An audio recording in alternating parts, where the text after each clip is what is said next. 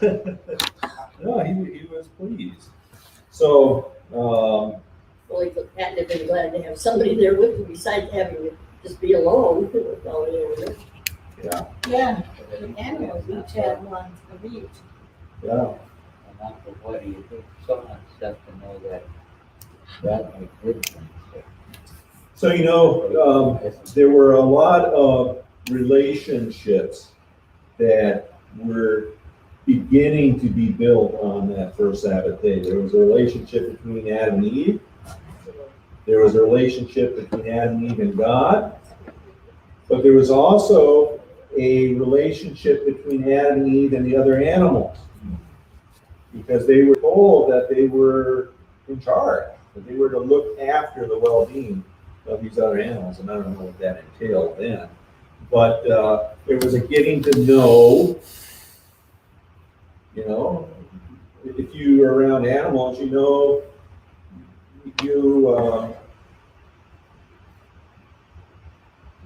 you relate to a dog differently than you relate to a cat, and you relate to a horse differently than you relate to a moose. I don't know how you relate to a moose. Run, I think. Might be a good way. Now, we have some lessons that God taught the children of Israel in their Exodus experience related to the manna. And the manna wasn't just a means of feeding the people, but God provided it in such a way that He was also giving them a learning experience about Him. So what are the lessons that the children of Israel had an opportunity to learn of in regards to the manna that they ate during those 40 years in the wilderness?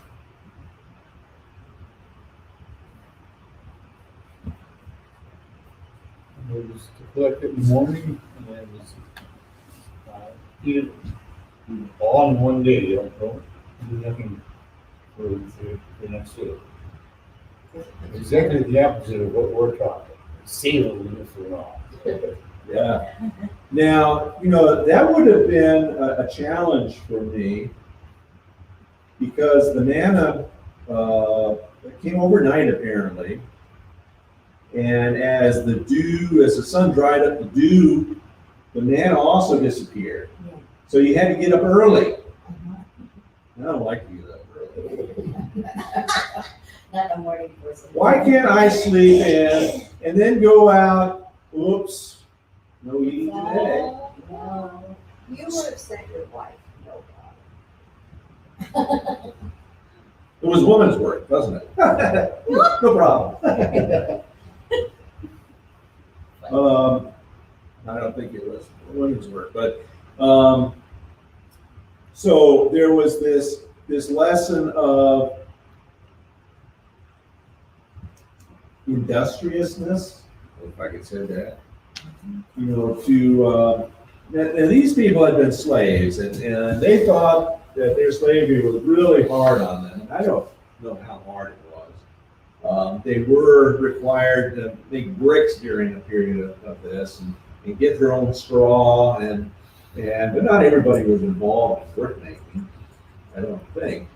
They still managed to herd large flocks of sheep, which would involve shearing the sheep to get wool and other things. But when a group of people have come out of a situation where they have not had any choices and they have not had any decisions to make, and now you're free for the first time in your lives, what often happens to these people?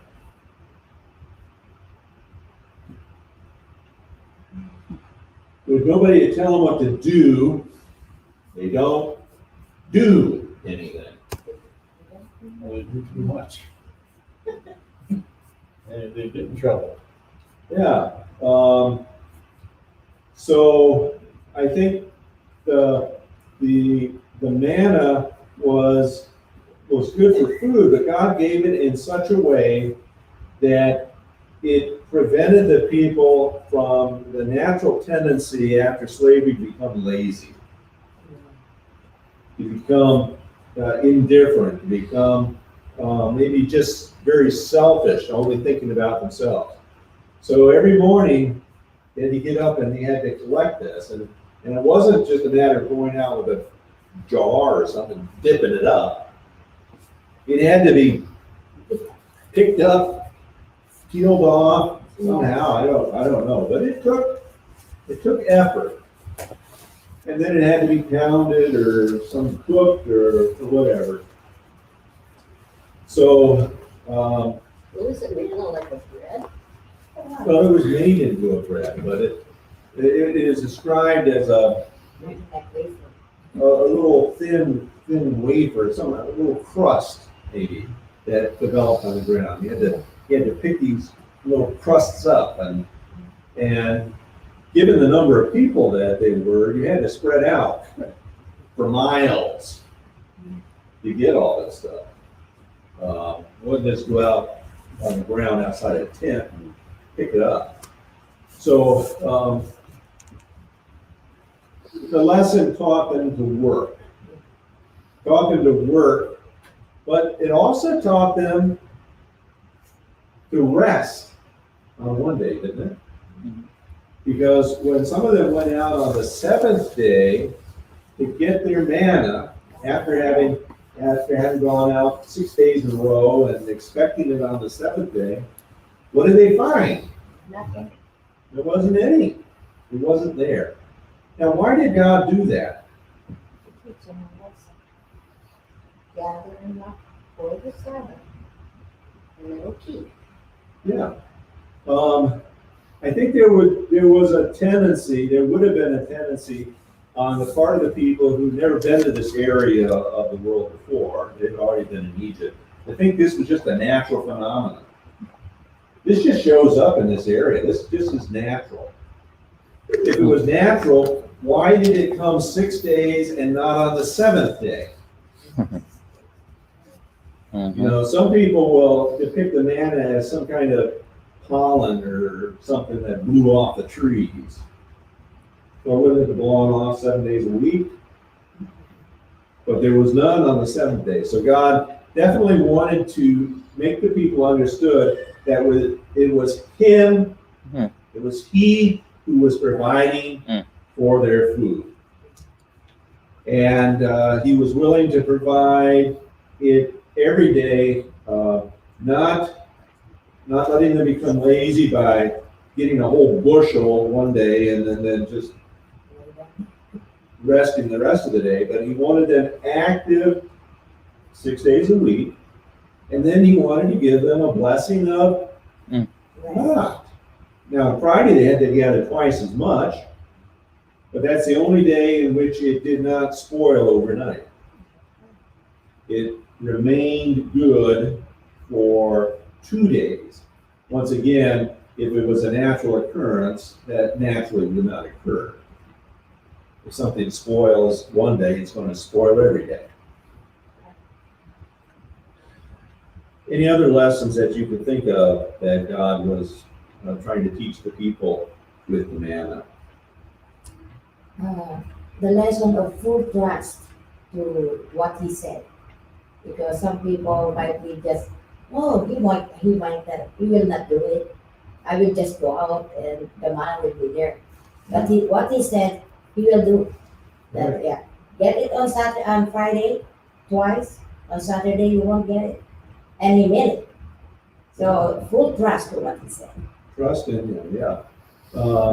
Can we have faith in God when He tells us something? You know, now, the natural tendency would be to think that if it's come 6 days in a row, it's going to come tomorrow. Yeah. But God has said it won't come tomorrow. He says you will need to gather twice today. Well, the natural tendency would be to think if it's spoiled 6 days in a row, it's going to spoil tonight as well. Yeah.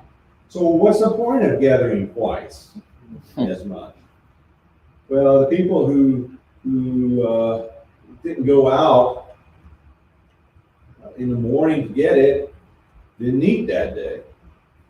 The people who went out to get it on Sabbath, trusting it would be there, didn't eat that day.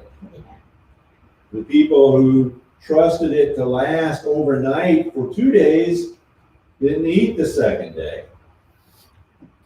Well, that's a very good way of changing behavior. So people came to trust in it and to trust in God, hopefully, to provide for their needs. 6 days a week and then twice their needs on Friday, so they would not have to gather this and go through the process of whatever they had to turn it into food. It apparently wasn't something that you just picked off the ground and ate right No. away. It seems like it was somewhat like grain in a sense, that it had to be pounded or mortared or milled in some way. So another lesson that we can get from it is the Lord teach them how to be creative, because it's only one type of food, but it's versatile according to, you can cook it in different way. Yeah. So creativity will come out. How will you cook it? According to some Jewish sources, it could be made to taste like lots of different things. It wasn't just a bland sameness that you ate all the time, but it could be flavored to different things that can be cooked, boiled, made into bread, various things. A very versatile food that God was providing them with. Now, there's a question here on the end of Monday's lesson, a very good question. You are talking to a teenager, and it doesn't necessarily have to even be a teenager. You're talking to someone who is finding Sabbath boring. Anybody ever been there? Mhm. That person is keeping it only because that is what the Bible and his parents say he must do. Now, my question is, if you find the Sabbath boring, are you still keeping it? No.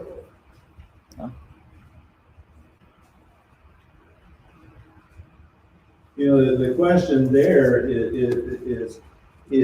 implies that we can keep the Sabbath and still find it boring.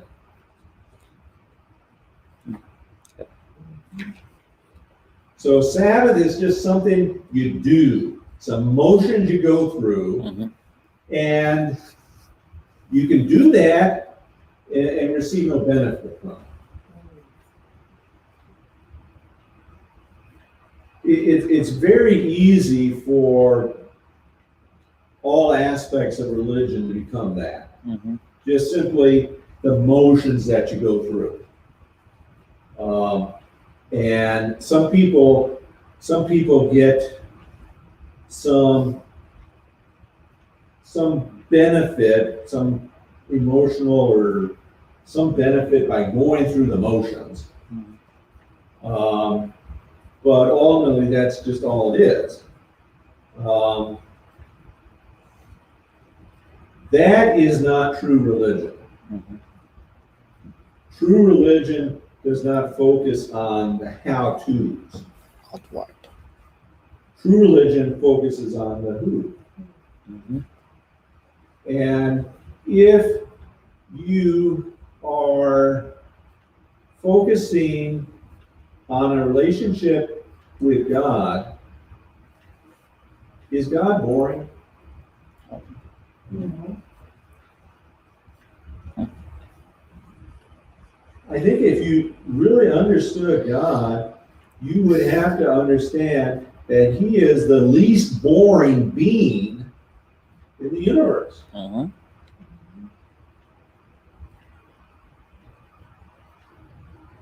when you don't have excitement in worship,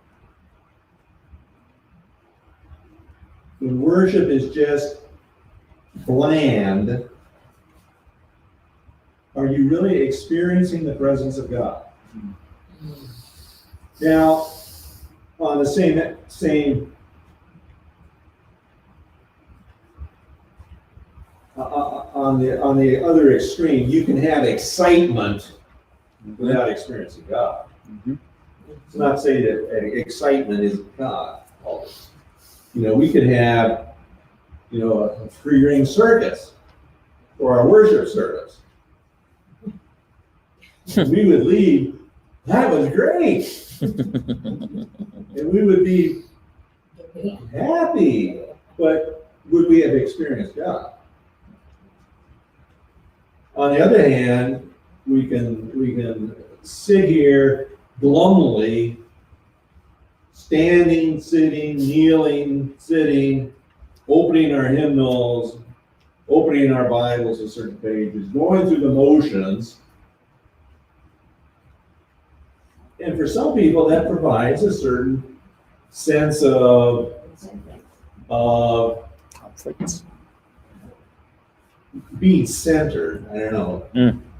But it doesn't necessarily have to involve God.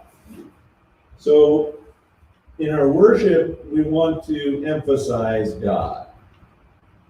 And in our Sabbath keeping, we need to emphasize God. Mhm. Too often we emphasize what you can't do on Sabbath. Mm. Think back to when you were kids, those of you that were Adventists as children. Cannot do this, cannot do that. We would go to the park, maybe walk around the park, you know, there's swings. You're a kid, what do you want to do? We could sit on the swings, But don't move. but we could not swing it. What's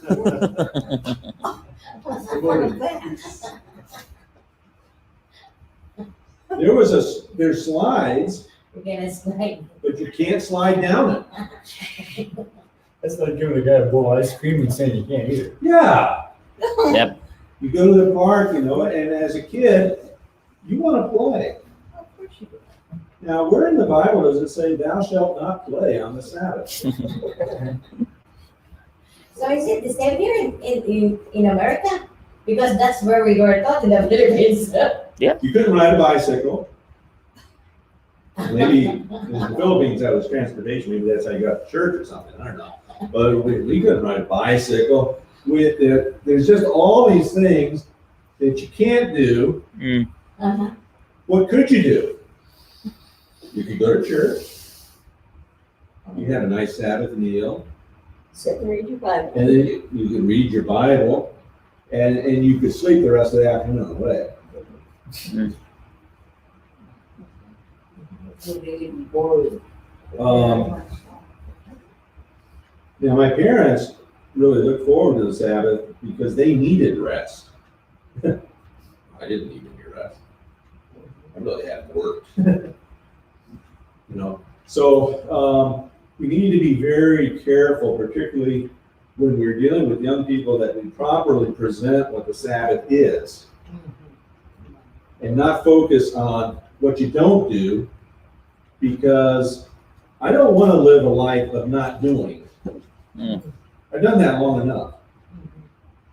You know, I lived a lot of years of doing nothing.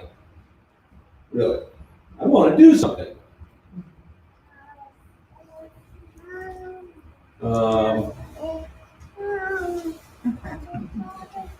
So this gives me pleasure because it gives me something to do.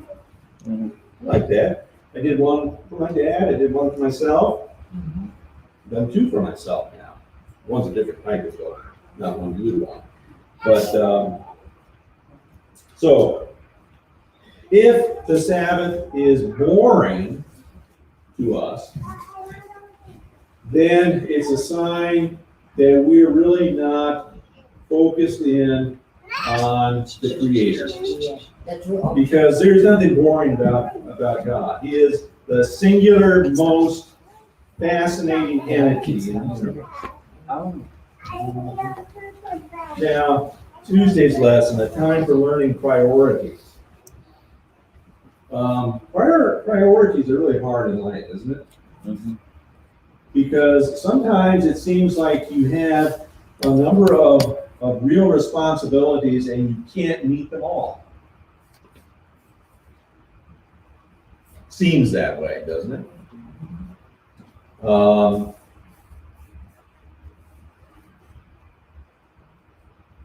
Makes me think of Arnie, who said the other night, he said, well, tonight is my AA meeting, but he said, there's a good Packers game I really want to watch, which one am I gonna pick? That ain't a choice, is it? I missed, Not I for him. I missed that 80 game. Yeah, that's, just as long as you're not watching the Packer game in the bar. Yeah, And there's a Packer game tonight, and I don't know if I'll get it on any of the few channels I have, but if I do, I hope you'll be watching that game. So, learning priorities. What's most important in your life? God. If God is most important in your life, the Sabbath gives you time to work on that priority.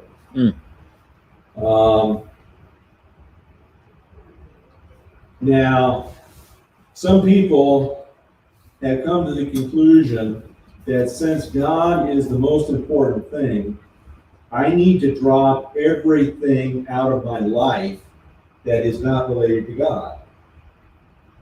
Spouses are a distraction to God. Don't marry. Children are a distraction to God. Don't have children. Jobs are a distraction to God. Enter a monastery. Sleep is a distraction to God. Don't sleep. Food is a distraction. Don't eat. Is this a proper understanding of God? What did God create? He created food to be eaten and enjoyed. He created spouses to be enjoyed, to be company. He created families for us to spend time with. He created work as a means of enjoyment. Now, we've got to put these all in proper order, and I think the Sabbath helps us do that. Mhm. It helps us put things in the right priorities. And God did not say,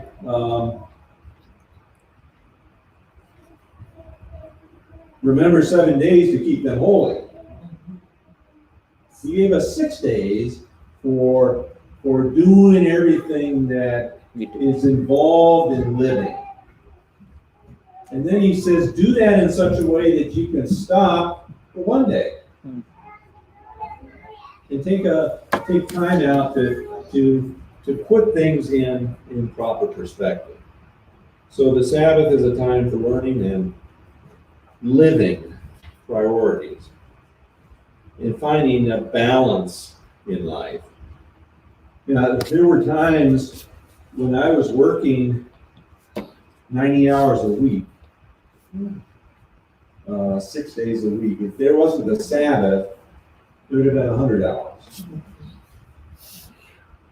It would have been nice if I was getting paid hourly, but I wasn't necessarily getting paid hourly.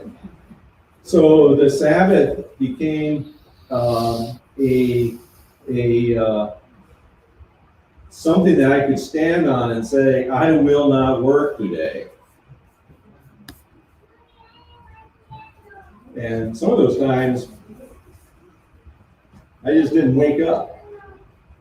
I'd wake up and it'd be 11 o'clock and it's like, I was supposed to teach a lesson. It's like, but I finally stopped knocking myself hard about that and figured I needed it. I needed to sleep. But finding balance. There's a lot of people who without the Sabbath would have difficulty finding proper balance in life.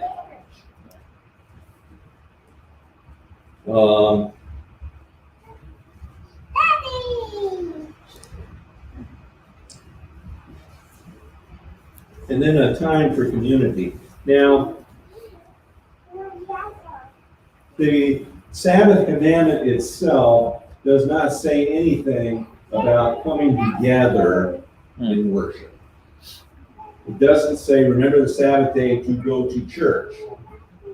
It doesn't say, it doesn't tell us when church should be. Of course, we all know that it must be at 9:30 in the morning. But in reality, the Sabbath says nothing about church. If you ever find yourself in a discussion with people over the proper day to go to church, I hope you stop the discussion and steer it more toward the Sabbath. Is there anything wrong with going to church Tuesday, No. Wednesday, No. Thursday, Friday, No. Sunday? No. Church is a good thing.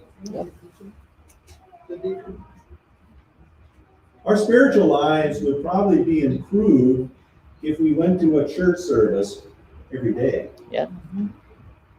Maybe.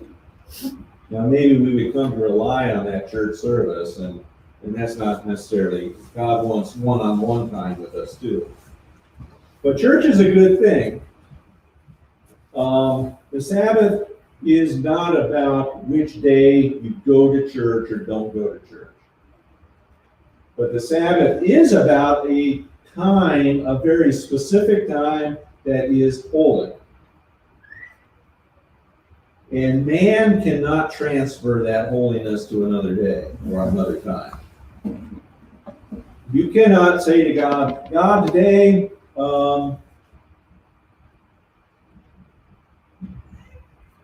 your Sabbath just doesn't work for me today. Can I give you Monday? You know what God was going to say to you? Monday doesn't work for me. You cannot force God into your structures. God says, I have given you this day. I don't know in the universe, I don't know if everybody has a Sabbath that's exactly the same time. Mm-hmm. Because I don't know that, we know different planets and different planets spin differently, and so there's a different length of day Mm-hmm. on some of the planets. One of the planets' day is the same length as its year. Yeah.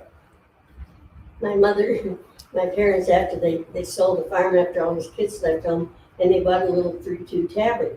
And my mother used to think it was just awful because all the Catholics would go to church on Saturday night, and then they come down to the tavern right afterwards. And she just thought that was terrible. Yeah. And that's what can happen when you regard it as just a time when you go to church. But it's good for us to come together. It's very good for us to come together on Sabbath. In order to keep the Sabbath holy, men must themselves be holy. Through faith, they must become partakers of the righteousness of Christ.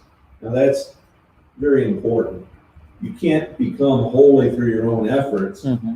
You can only become holy by faith through partaking of Christ's holiness. It's all about Him. Which means that really man never becomes truly holy. Only God is holy. But we can become partakers of His holiness. So that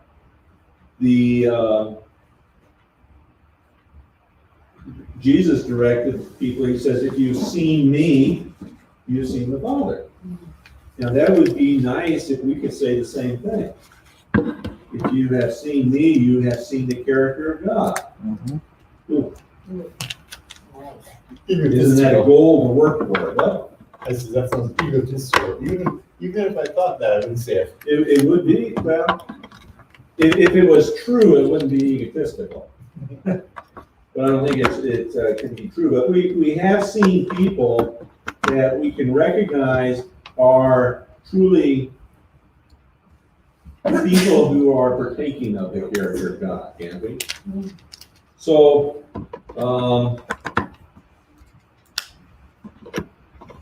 often Seventh-day Adventists spend time considering what is not acceptable to do on Sabbath. Let's get beyond that.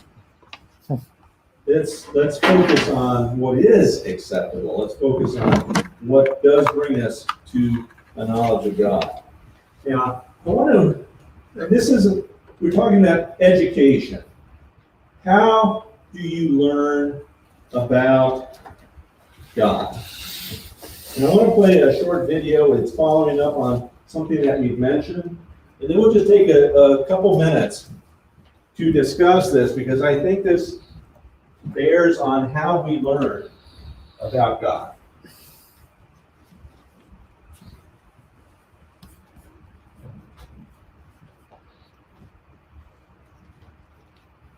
Find it.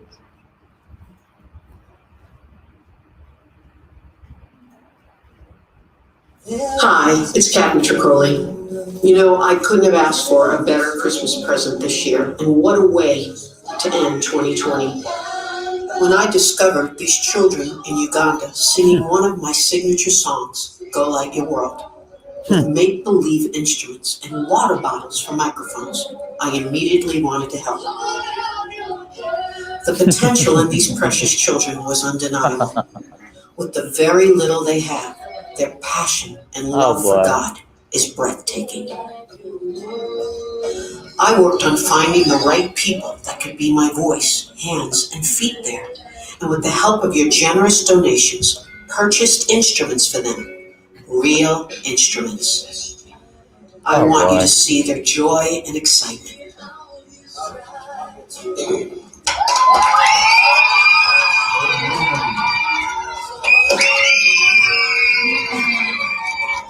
Oh They boy. are so eager to learn and use their gifts. Hello. Ooh. This was my former guitar, but I thank God for Go Light Your World Foundation. We have got new guitars. Thank you so much. We love you. May God bless you. Greetings, everybody. This was my former piano, but I thank God for Go Light Foundation. I have got a new piano. Carry your candle, run to the darkness, sing These children are now affectionately KT's kids. It is my desire to bless them with a special meal this Christmas that would actually include solid proteins and vegetables. We're going to take this one step at a time, as I know God has big plans for them, a future and a hope. Please join me and be a candle for the Go Light Your World Foundation. It's going to be an amazing journey, helping me help those in deep need. And for all of you who continue to give to the foundation, I thank you from the bottom of my heart. Have a very Merry Christmas.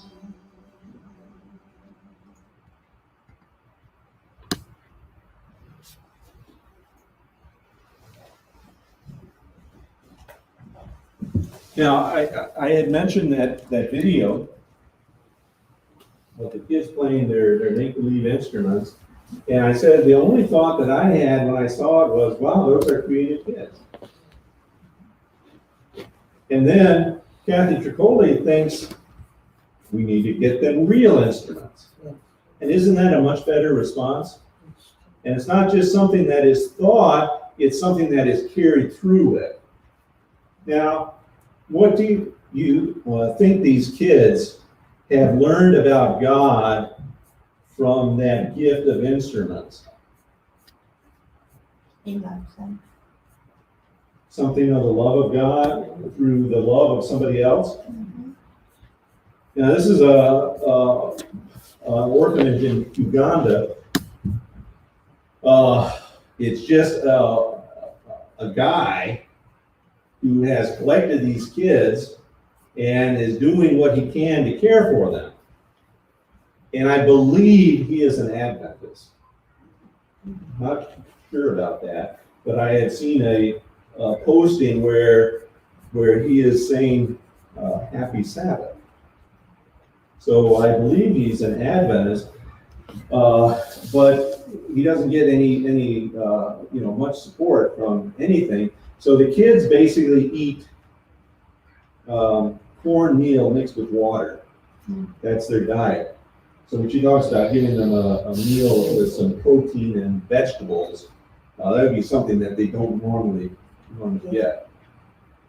So Monica had mentioned the video, she had seen it, and I just got this yesterday, and I thought, yeah, I wanted to show that. Because to me, education is just something you talk about. There's also the doing aspect. And when you do something for someone, that has a tremendous impact in teaching them. And so we need to make sure that we don't just talk about things, but that we find practical ways to put those things into action. We have to walk